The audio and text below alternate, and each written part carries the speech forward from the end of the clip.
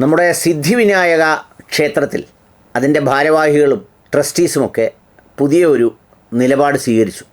പുതിയതല്ല, അവർക്ക് പുതിയതായി സ്വീകരിക്കേണ്ടി വന്നതുമല്ല.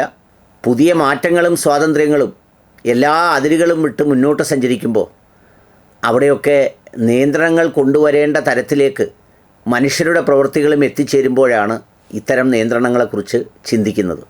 അവർ പറഞ്ഞത് ക്ഷേത്രത്തിനകത്ത് കുട്ടിപ്പാവാടയും കീറിയ ഡ്രസ്സും അതുപോലെ തന്നെ സ്കർട്ടും ഒക്കെ ധരിച്ചുകൊണ്ട് ഇനി മുതൽ ക്ഷേത്രത്തിൽ പ്രവേശനം നൽകില്ല എന്നാണ് പറഞ്ഞത്. അത് പറയാനുള്ള അവകാശം പൂർണ്ണമായും അവർക്കുണ്ട് താനും.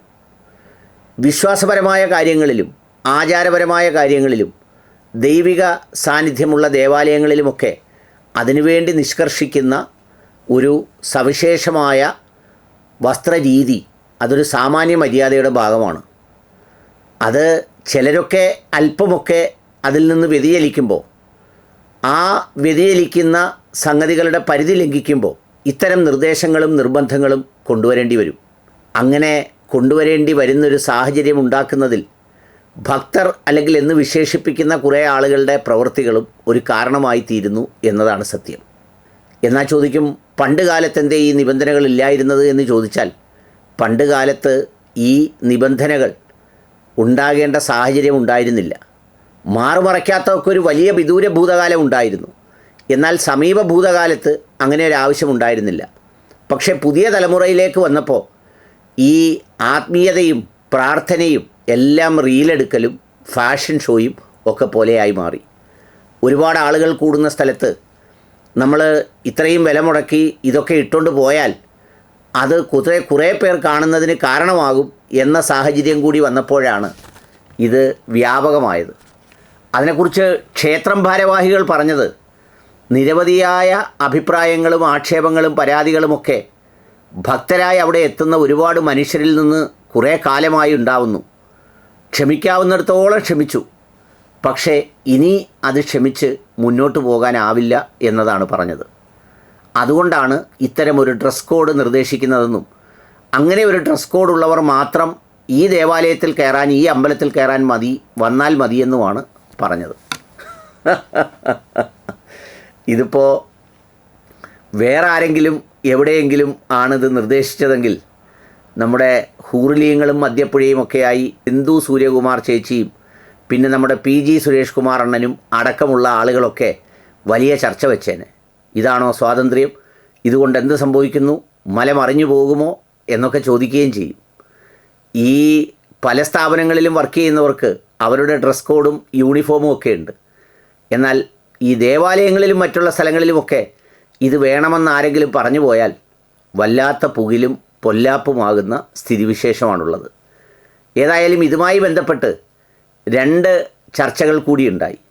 ഒന്ന്, നമ്മുടെ അൻസാരി സുഹരി ഉസ്താദ് എന്ന് പറയുന്ന ആലപ്പുഴ മഹല്ലിൽ ജോലി ചെയ്യുന്ന ഒരു ഉസ്താദ് പറഞ്ഞ വാക്കുകളുണ്ട്. അതൊന്ന് കേൾക്കാം.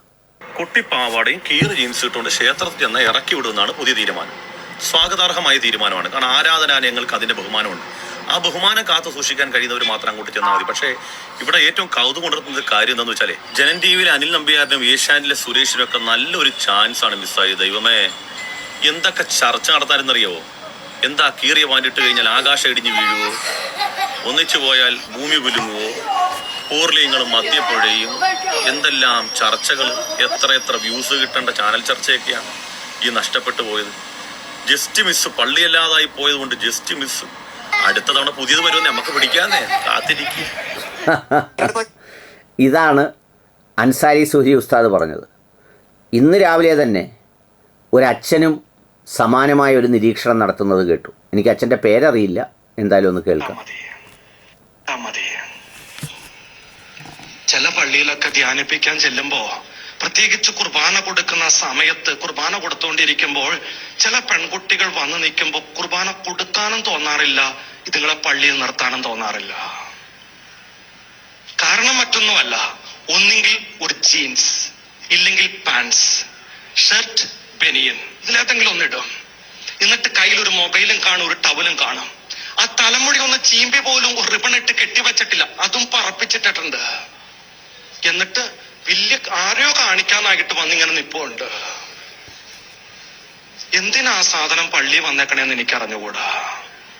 എന്റെ ചോദ്യം ഇതാ ഇവിടെ ഇരിക്കുന്ന സ്ത്രീ മക്കളോട്. ആൺകുട്ടികൾ ഇടുന്ന ജീൻസും പാൻസും ഷർട്ടും ബനിയനും ഇടാൻ കത്തോലിക്ക സഭ നിനക്ക് അനുവാദം തരുന്നുണ്ടോ? ഉണ്ടോ? ഇന്ന് അനേകം പെൺകുട്ടികൾ. ഇതാണ് അച്ഛൻ്റെ വാക്കുകൾ. അത് അവരുടെ രണ്ടുപേരുടെയും അഭിപ്രായമാണ്. അനുബന്ധമായി അമ്പലത്തിലെയും കേൾപ്പിച്ചതെന്നേ ഉള്ളൂ. വിശ്വാസികൾക്കും മനുഷ്യർക്കും വിവേകപൂർവ്വം തീരുമാനിക്കാം.